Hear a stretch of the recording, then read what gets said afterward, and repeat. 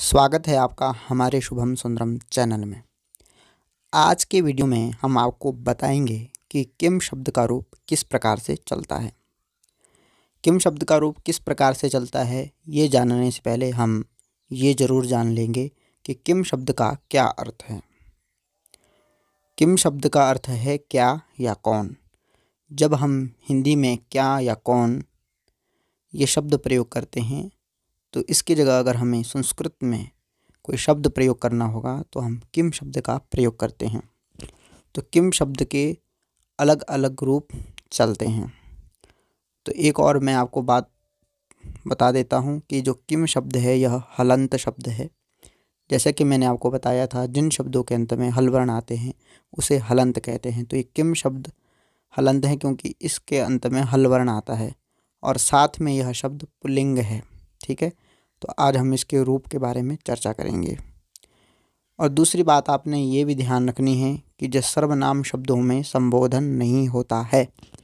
जो किम शब्द है वह सर्वनाम शब्द है क्योंकि किम का अर्थ होता है क्या। और जैसा कि आप जानते हैं कि सर्वनाम शब्द उसे कहते हैं जो संज्ञा के स्थान पे प्रयुक्त होता है। जैसे कि राम जाता है तो राम क्या है, संज्ञा। अगर हमें राम इस शब्द का प्रयोग नहीं करना हो तो हम यहाँ पर किसी सर्वनाम शब्द का प्रयोग करेंगे। जैसे कि हमने मान लो क्या शब्द का प्रयोग कर दिया, क्या राम जाता है। तो ये क्या जो शब्द है इसको संस्कृत में बोलते हैं किम। किम रामः गच्छति। तो किम शब्द क्या हो गया, सर्वनाम। लेकिन जब इन सर्वनाम शब्दों के रूप चलते हैं तो इनमें संबोधन नहीं होता है। जैसे कि अन्य शब्द रूपों में आपने संबोधन विभक्ति देखी, हे राम, हे रामौ, हे रामः, वैसे इसमें नहीं होता है। तो आइए अब इसके रूप किस प्रकार से चलते हैं यह भी जान लेते हैं।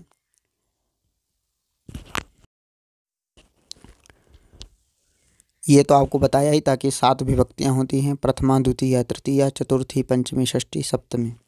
ठीक है, और संबोधन यहाँ पर नहीं होता, जो प्रथमा विभक्ति ही मानी जाती है क्योंकि अभी भी मैंने आपको बताया कि सर्वनाम शब्दों में संबोधन नहीं होता, अर्थात संबोधन विभक्ति नहीं होती है। बाकी एक वचन, द्विवचन, बहुवचन और 7 विभक्तियाँ सामान्यतः सब जगह एक जैसे ही होती है। तो आइए आपने विशेष रूप से इसके उच्चारण का अभ्यास करना है। ध्यानपूर्वक पहले आप मेरे द्वारा किए गए उच्चारण को सुनेंगे। कह कौ के, कम कौ कान, केन काभ्याम कैः, कस्मै काभ्याम केभ्यः, कस्मात् काभ्याम केभ्यः, कस्य कयोः केषां, कस्मिन् कयोः केषु। इस प्रकार से आपने इसका उच्चारण करना है। दोबारा से सुने। कह कौ के, कम कौ कान, केन काभ्याम कैः, कस्मै काभ्याम केभ्यः, कस्मात् काभ्याम केभ्यः, कस्य कयोः केषां, कस्मिन् कयोः केषु।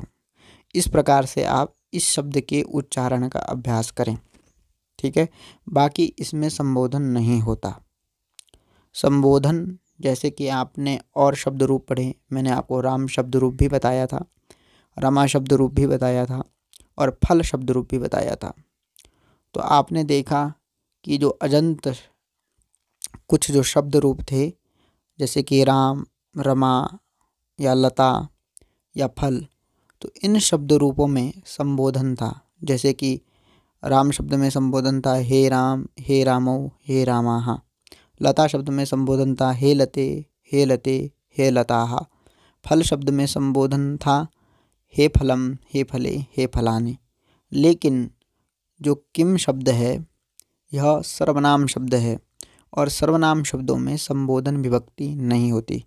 क्योंकि मान लो अगर हम कहते हैं कौन, तो हम कभी ये नहीं कहेंगे हे कौन, हे दो कौन, ये या हे कौन सब। ठीक है, हम संबोधन का वहाँ उच्चारण करने का मतलब ही नहीं बनता, इसलिए वहाँ पर संबोधन होता ही नहीं है। ठीक है, तो इसीलिए आपने ये ध्यान रखना है और विशेष रूप से इसके उच्चारण का अभ्यास करना है बार बार।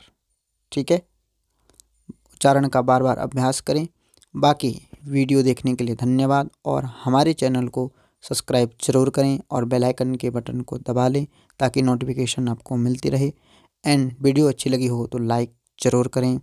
धन्यवाद। नमस्कार। नमो नमः।